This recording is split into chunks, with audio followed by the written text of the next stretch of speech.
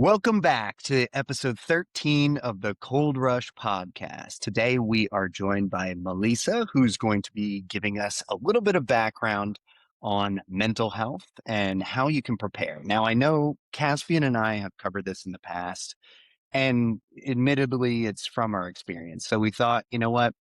To actually help you folks do something about this, why not call in the expert? So we're really excited to have her today. Obviously, I'm Eric Wiegand, go-to-market expert, as well as founder of Demonstro. We have with us Caspian. Yes. I am a current AE, former SDR, former SC, so I've sat in basically every sales seat that exists aside from leadership. And Malisa, who is much wiser than both Eric and myself. Malisa, tell us just a little bit about yourself. Thank you so much for having me, you guys, first of all. But yes, my name is Malisa. I am a former SDR turned mental performance coach. And so I help sales reps and sales teams stay consistent and steady under pressure without having to burn out through flow state. Excellent. Well, I'm super excited to talk to you because, like I said, this is just something that I think all salespeople go through, and probably not even just limited to sales, but that quota does carry a lot of weight, both on your mental health as well as your pocket change. So I think something that can help folks get through that and perform at the level that they should be, which is excellence, because everybody has it in them to be excellent, and hopefully you can guide us through. But yeah, I'd love to just kind of get a rundown of what you're thinking about, how you think about this when you're working with clients of yours. What's kind of the overview of what you set out to accomplish for these folks, and what's what we're going to dig into a little bit later. Yeah, absolutely. So I'll start by sharing how I got into this work. And Perfect. so yeah, I've been in devotion and studying this work for about 8 years now. And so when I found myself in the world of sales as an SDR, um I much like every top performer, was promoted very early into my role from the core role to the senior role, from the level of success and achievements that I had, and then, found myself struggling. And when you Hmm. find yourself struggling, that's when all the things that are internal start surfacing and showing up in your world externally and internally.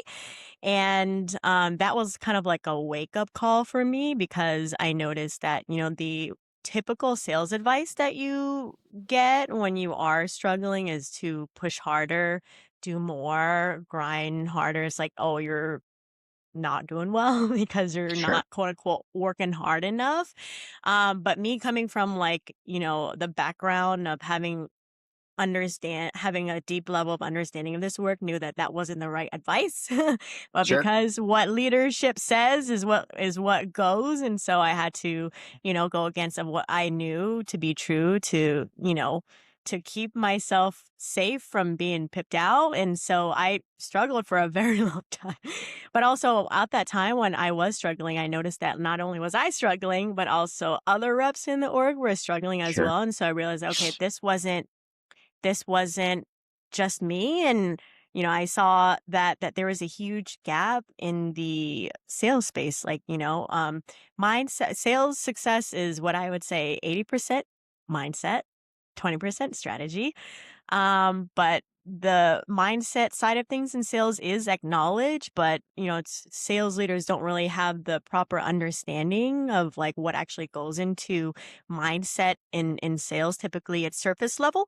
And so I saw this huge gap. And so then, when I recently got laid off, it made me want to pivot into this space to bridge this gap, because so many reps need this work. And the more that we have that knowledge and understanding, and we normalize, like, what actually goes into performance and understanding the mental side of things, like, not only are we able to reduce burnout in sales, because that's what happens when you're in survival mode for too long, but you're able to create sustainable success that doesn't cost you your nervous system. Like you'll be able to have success without feeling like exhausted or fried or mentally fried all the time. And so, that's the aim of the game here. That's like my mission with what I'm trying to do with mental performance coaching. No, and I think that that's like super admirable. And I think, I mean, we can look at mental health just across the board as something that's like almost within the past 5 years or something taken a little bit more seriously in just regular life, right? Like therapy and all that kind of stuff is finally being acknowledged as something that like, oh, you don't have to be crazy. And we we all know that like sales is a very kind of like old school mentality. I feel like there are just ways that things have been done. Sales leaders that are like, well, back in my day, I used to pick up the phone and I didn't even have, all these systems and blah, blah, blah. And it's like, okay, well, we're in a new time. There's a ton of stresses going on in the world, in your personal life, at work. The bar has just never been higher. And with all this technology, with all this new things, yeah, good things come, but at the same time, it brings a lot of weight on people. And so I just think it's excellent that you're kind of like bringing this to the front focus for folks and making it something that is also approachable and surmountable, right? This is something that can be fixed and helped. Yeah. One thing I do want to add to that is, sales is a performance based role, and that with that role and sales comes with a lot of pressure. But I don't want to villainize pressure because pressure isn't always like a bad thing. It's more of like, learning how to manage your relationship to pressure. So you're thriving in it instead of it breaking you. Sure. Yeah. Well, and I was gonna say, I think like two things there. One is, um, I I think what can be difficult, just as we've already touched on a little bit, is especially in sales, it is easy to feel like you are your number, right? Like that is often how you get paid, how you get promoted, how you get recognized, and so what can be difficult is then when you begin to over-identify with that, and when maybe you falter, especially as like an SDR, when quota is like month to month. Mhm. To your point, Melissa, pressure uh right, like pressure can make diamonds, but it can also compound what a seemingly small shortfall is. It can like feel like that gap is actually giant. And so I think maybe that's a helpful place for us to start. Like, to your point, pressure isn't inherently bad, but why do you feel like often performance begins to kind of break and crack under pressure? Like when there's pressure mounting for reps? So there's a few reasons. The first one is number one, just like what you said, like your identity being attached to quota. And so, that typically stems from your conditioning growing up. Maybe, you were taught that in order for you to earn love from your parents or whatever, like you have to perform. And so performance becomes a survival mechanism, and then it becomes an external way to validate your sense of self-worth. And so that's how you kind of learn to feed yourself in that way. And so when you are winning all the time, like it feels good. But then when you stop winning, it's like, who am I? And then you kind of go through an identity crisis because if I'm not succeeding, then I'm a failure or I'm a loser, I am nothing or whatever. So there's that piece, but there's also the piece of the financial pressure that comes with it as well. And I've noticed this myself. I think, when I was in that place, there was the identity piece that was attached to accomplishments, but also like the financial piece, like have an emergency fund. Yeah. Yeah. Have a 6-month emergency fund. Because let's say if it comes down to worst case scenario and you have a cushion, then it helps to alleviate that attachment to outcome so that, the pressure doesn't feel as heavy. So like, kind of like what you said, Caspian, in your previous podcast is like, having that quota on your back is like a backpack, it's like whatever you put in there. But the more that you can do the work to make it as light, you don't feel that pressure as often. And it helps just to make things a lot easier. And also, it comes back to, when we do have that pressure, it's the pressure of like, fear of failure, and Hmm. sometimes like we do everything we can to run from that because we aren't able to face the truth of that. But also what I've noticed has helped me and my clients a lot as well is like being able to come to terms with that, like being able to accept defeat in a way where then when you are able to get to that place, it brings a lot of relief, as in like, oh, actually, you know what? I am okay, you know? Yeah, Yeah. absolutely. And I think that, you know, it is that backpack, it is that weight.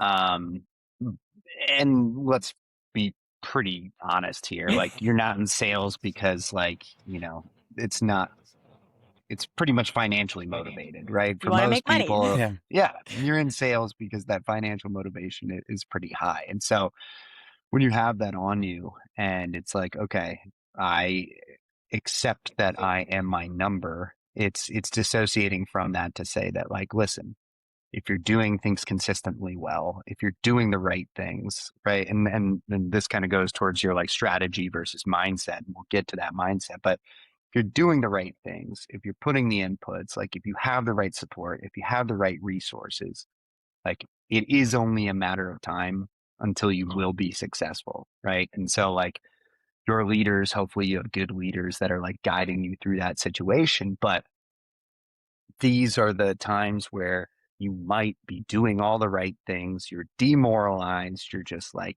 getting cut out at the knees time and time again. And I'd love to know, we talked about all the pressures and problems. Like, what do we do? Help us, Malisa. How do we take that to the next level and figure that out and get Yes. out of that mindset?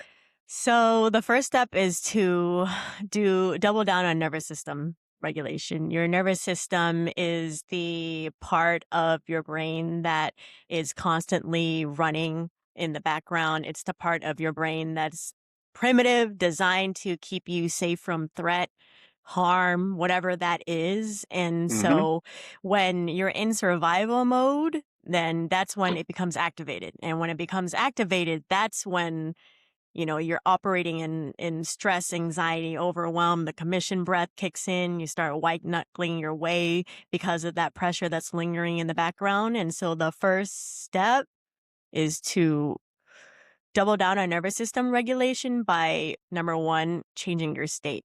So if you guys have had the chance to check out, or if you haven't, check out The Inner Game of Tennis.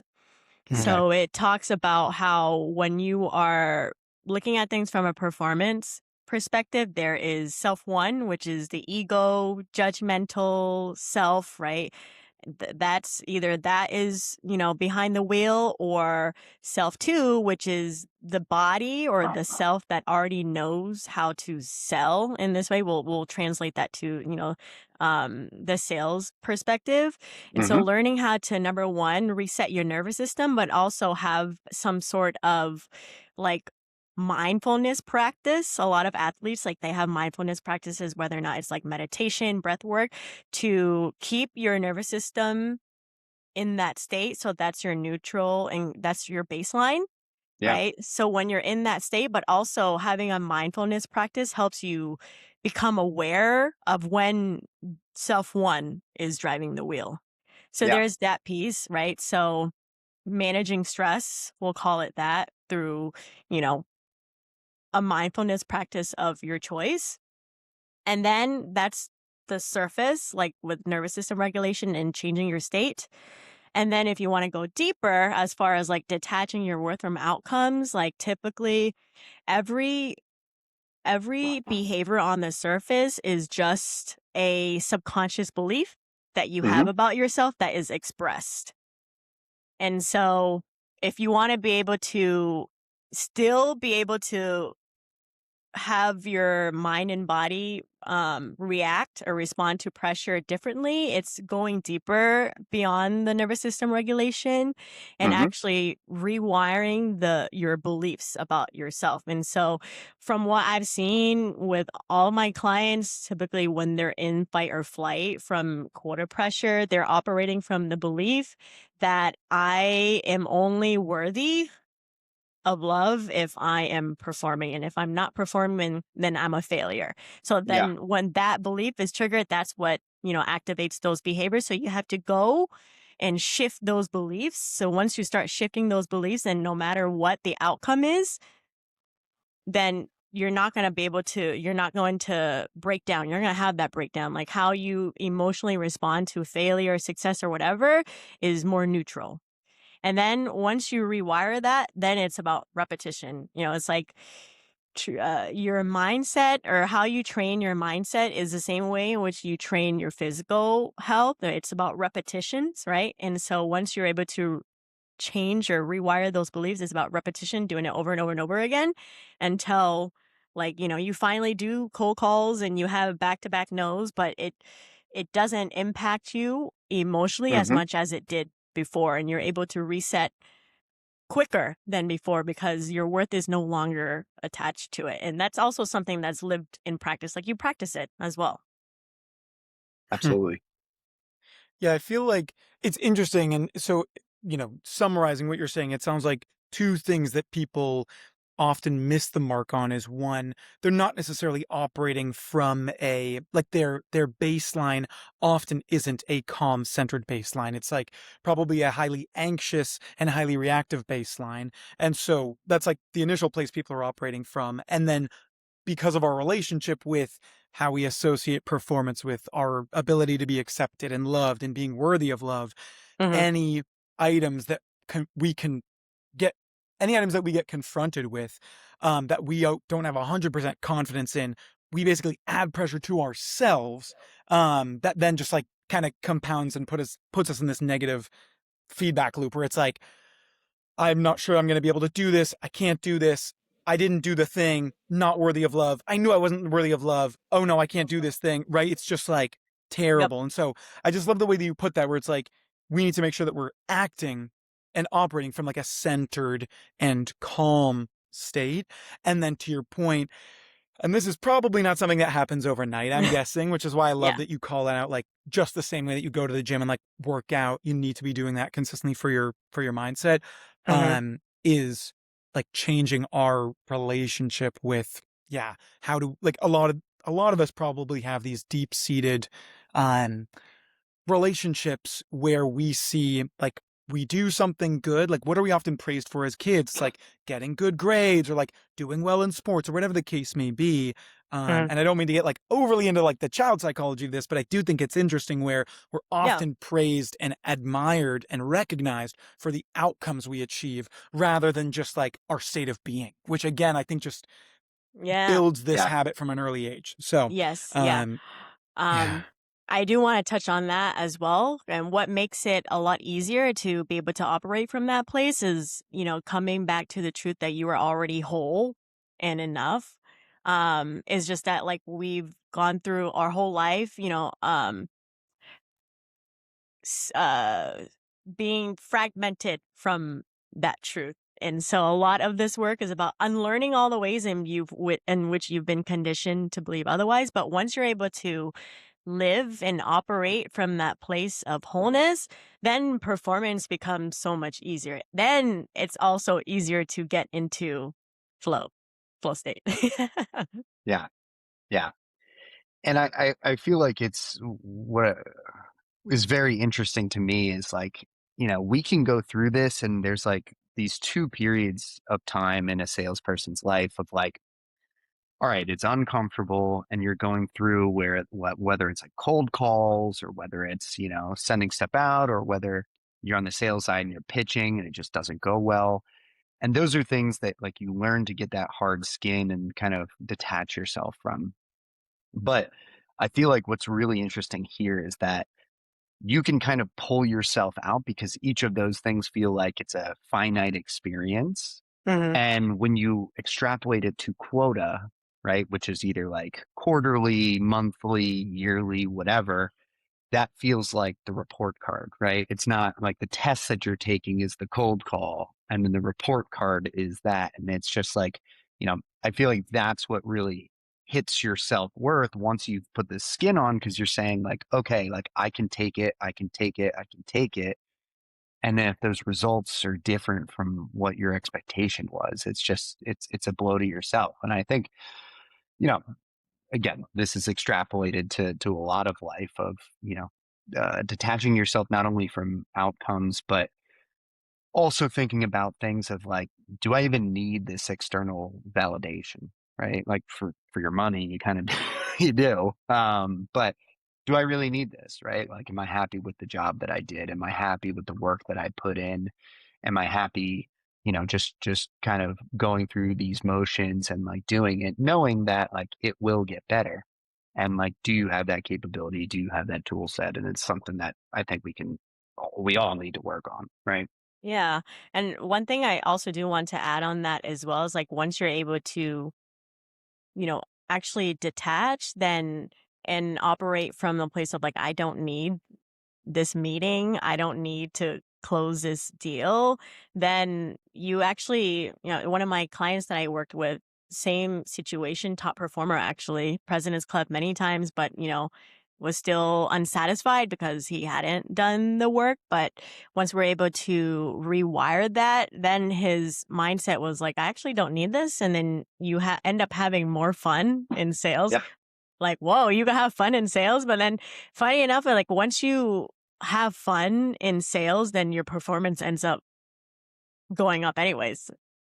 Yeah. No, nobody likes the desperate guy at the party, right?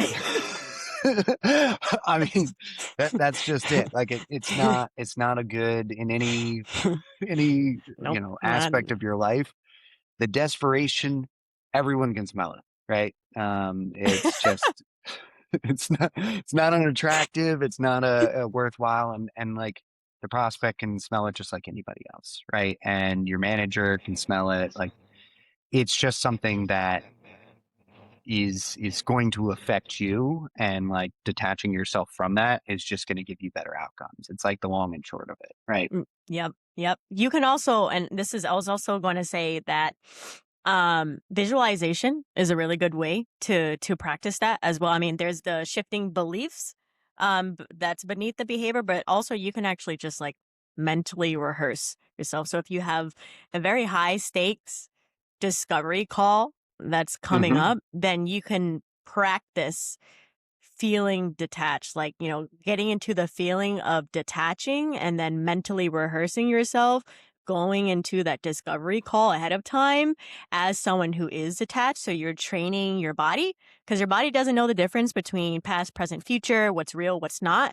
And so if you're mentally rehearsing that, you're training your body to show up in that way. So when it does come time to the actual cold call, discovery call as well, like you practice it. You Yeah. practice it as well. Yeah.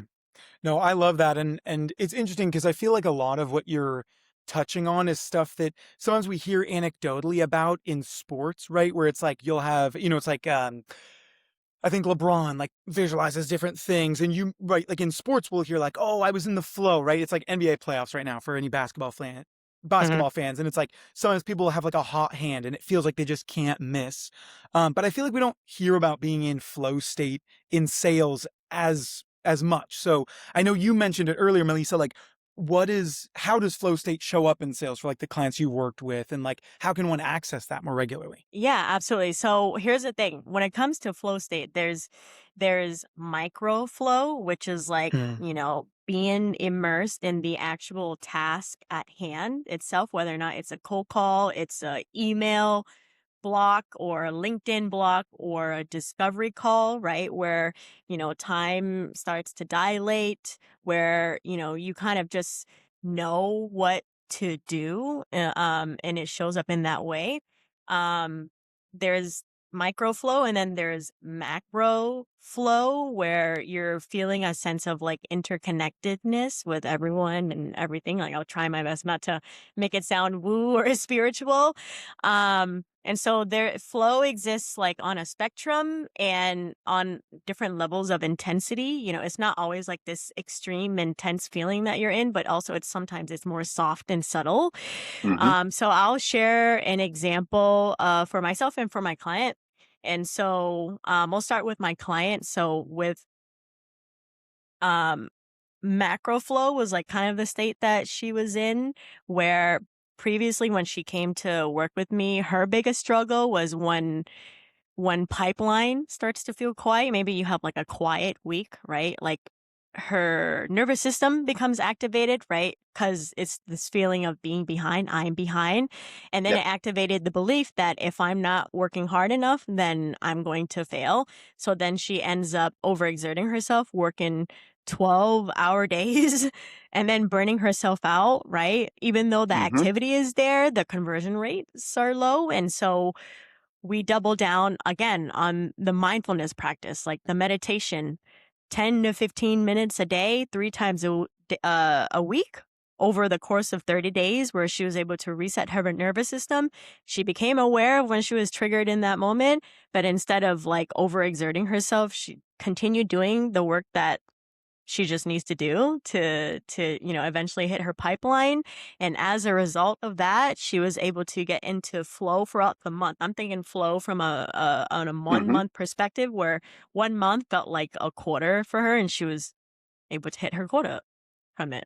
So there's flow from a broader perspective, and then flow from like a micro perspective. Me being transparent, I've only ever been an SDR, right? And so I've never been an AE. And kudos to you, Caspian, because AE and SDR skills are completely different. But being a Mm-hmm. founder myself, not only do I am I responsible for generating my own pipeline, I'm also responsible for closing my own deals. And Yep. so Yeah. that means I have to run my own discovery calls and learn new skills. So with flow, like there's the skills side of things that has to be there. If the skills aren't there, that'll be hard to get into flow. So, I'm working with a sales coach on this, but how flow shows up for me when I'm on a discovery call, especially in B2B, um, is if I'm feeling nervous at first, like I'm becoming aware of it and I'm actually like practicing rewiring techniques to reset in the moment. And then, you know, mentally rehearsing myself, like going through the call ahead of time and then catching it and then breathing throughout when I'm like nervous to then get into flow. Because as you know, discovery calls, like, there's the main points that you have to hit, but you're not going to follow it sequentially. Like Yeah. some prospects ramble, some they don't give you much. And so you're like having to think on your feet. But when Yep. you're in flow, I don't know, like your body kind of takes over and you kind of just like know where to go. And if someone throws you like a weird objection, then you're not freaking out and you kind of just like intuitively know how to respond in that way. Yeah.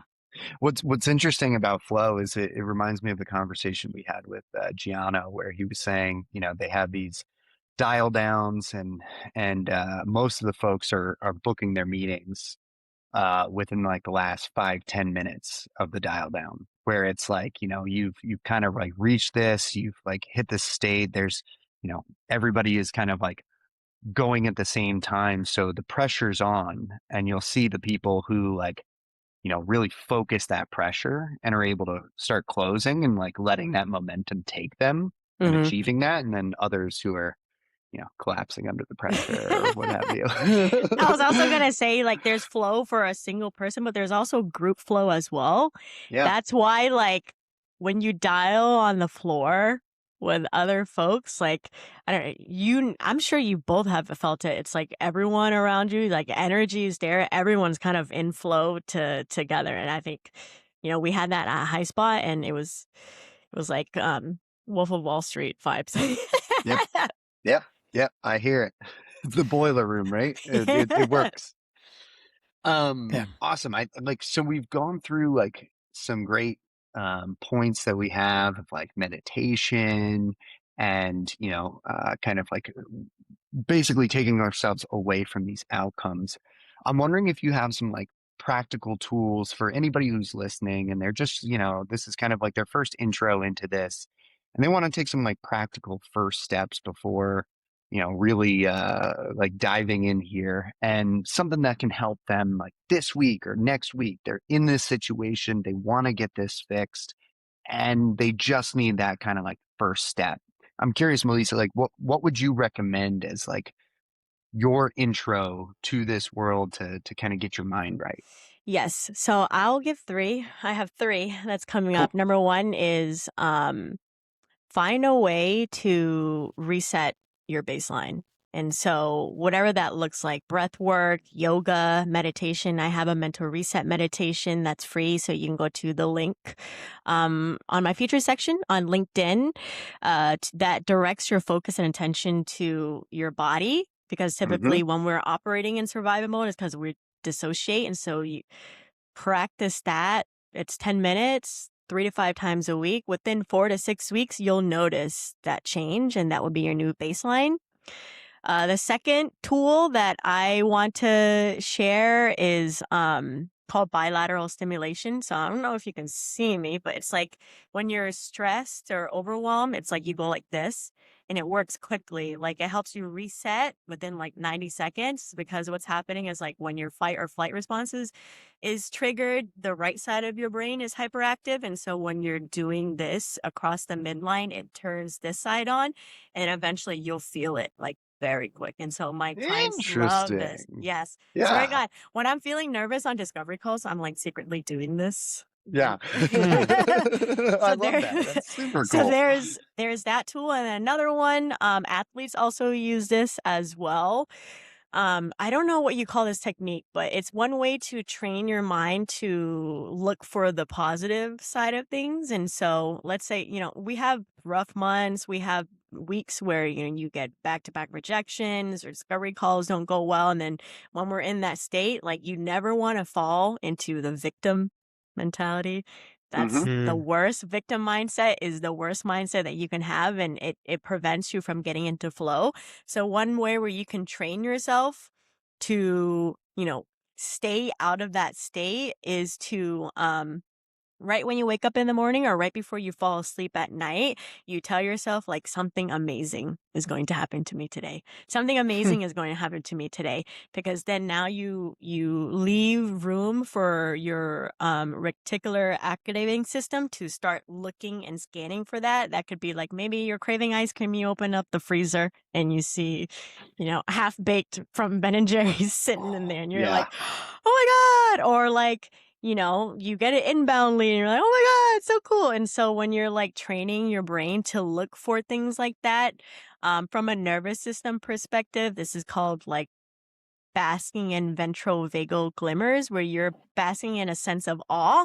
And the more Mm-hmm. that you're living in that state of awe, then the easier it will be for you to get into flow state as well, because like flow state has a lot to do with like dopamine, oxytocin, serotonin. So just like being in the feel good chemicals in your body to stay in that state. And so say those are the first three. So meditation is one, bilateral stimulation to reset in the moment, and then something amazing is going to happen to me today.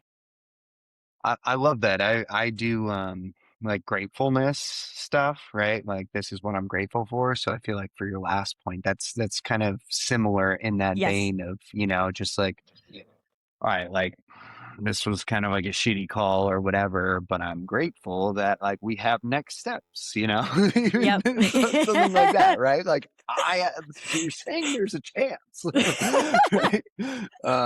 So yeah, no, Yeah. I think I those was going to are say really cool. gratitude is a flow trigger. So if you look up Stephen Kotler, so he's the neurobiology guy who studies flow state, and there's like 25 different flow state triggers.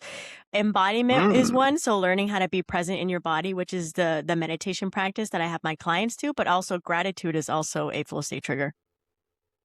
See, I'm ahead of the curve. I knew it. See, you can be grateful for that, Eric, right? Yeah, See, look, there you just another thing. go. I think the one other item that, and I think you did a really good job like laying out some tactical things. We normally have a segment called Sales That Don't Scale, where it's more like the most, it's not repeatable. Like what you just described is very repeatable, very accessible, which is great. I'm going to ask you for the opposite of that. Like what is like sales that don't scale? Like what is maybe something you recommended someone do that you can't always you might not always have as the introduction to something, but just maybe an anecdote of something that you recommended or you've done for yourself where you're like, sometimes I go, just want to scratch the Yeah. itch that I have and or recommend it? What does that look like? Just curious. I think physical gifts. So sending Mm, your prospects physical gifts. I've tried it myself. I actually have not had success with it, but I've yeah. seen Brian Lamana, so the Gong Mhm. guy who talks about like he does gifts for his for prospecting and he's had success with it. I've tried it myself. When I was working at High Spot, Expedia was one of the accounts that I was really trying to break into, and Expedia was like a 10 to 15-minute drive from the office. And so I was trying to reach the CMO. And, you know, me being an SCR going to stalker mode, like I find out that he really likes, is it F5 or F1 race car? Oh, F1. Yeah. He's a big F1 fan. So I bought an F1 keychain with the card and then, you know, just write out my note as if I was writing an email. And then I drove all the way there to deliver it. And then I took a Wow. picture of myself in front of Expedia and say, hey, I got you your gift. And I sent the picture of it to him on LinkedIn. Didn't get a meeting because turns out that it was the enablement team that owns sales Mm. enablement. So he was Mm. not the right person, but he responded to my message. So I'll take that as a win. Honestly, Melissa, like you couldn't have said that at a better time because here's our callback. If you haven't listened to the previous episode, we go over gifting. And honestly, you're on the call with somebody who's one of the best in the biz. Caspian is a killer gifter. I think 80% of his pipeline is just him showing up to people's houses and throwing gifts in their face. So People love no, it. it's not that, but he is a talented gifter for sure. And even if you listen to some other past episodes, he's got some pretty funny ones. So yeah, I certainly am not at that level, but yeah. Well, got to start somewhere. I don't hold that against you, Eric. Don't worry. All Uh, right. but in terms of other, like things that we always like to get guests context on is hot takes, basically. And again, the only rule is can't be sales related, right? Just what would you say, Melissa, is like a hot take that you've been carrying around with you that you are willing to share with Eric and me and our audience today? Pineapple on pizza. You're you're the Hawaiian Pro pizza. pineapple on pizza. See that is a hot take. That's an oldie but a goodie. That is, I will Yeah. never agree with that. Yeah, I agree. I get the draw because like pineapple, I find it delicious elsewhere, but on pizza, it's not. Ugh. But One to It's each their own. one thing I will Yeah. also say is I hate pizza crust that's crusty. whoa. Okay, that is also controversial. I feel like for some people, the crust is the best part. So that is like that's a 2-for-1 hot take. It's gotta be soft and squishy. Yeah, I think see that's the tricky thing. Since I've moved to Chicago, I feel like, you're learning like all these different types of pizzas. There's like stuffed crust. There's like so I would say like I agree with you, but it depends on the type. Like if it's a stuffed crust, I'm in for it. If it's like, they got like the Detroit style with they like crisp up the cheddar cheese on the side, Yeah. then I'm like, ooh, like okay, we can get into this. But your standard pizza, I'm with you. I eat Stuff it, but begrudgingly. stuffed with what though? But I mean, cheese. I mean, cheese I is guess you can I stuff can it classic. with remember whatever you want. Yeah. Yeah, you're just where because realistically, where are you going to find more places to put cheese? Right? It's on the pizza. It's in the crust. There is no other place. There's no dough. It's just cheese. Exactly. All right, Caspian, what is your hot take this week?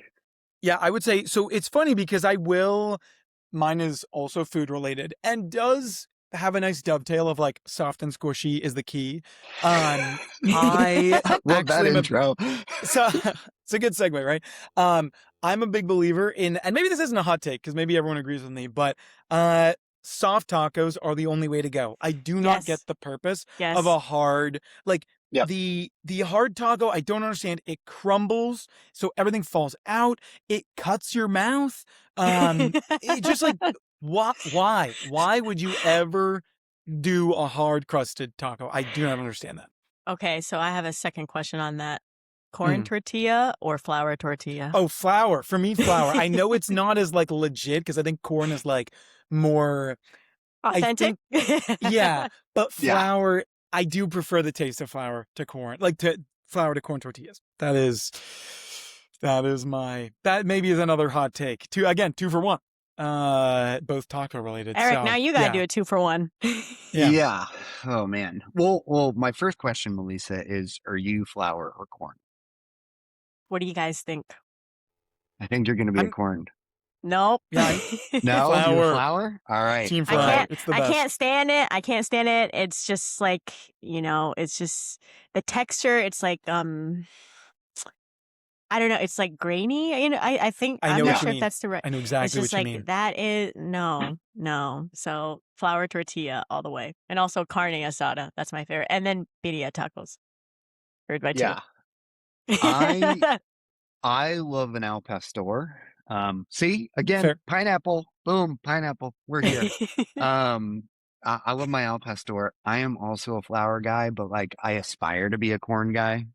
Fair. Like I'm Fair. there. Like I'm just like, ooh, I really would love to love the authentic whatever, and I'm just like, like just give me a flour. I love All the right. I love the desire for the change. Like you I know, recognize that. Yeah. I'm taking taking the outcome out of this, right? I'm dissociating from it's my aspirational. So mine is actually my wife had mentioned this the other day, and I was like, yo, I'm stealing that for the episode because like I totally agree with it. This is like a total departure from food. So third wheeling like a couple is the best hangout that you'll have. Like you Mm. go on and like a couple is there and they're like, hey, why don't you come for some tacos or like whatever, a pineapple pizza. And you go and hang out with them.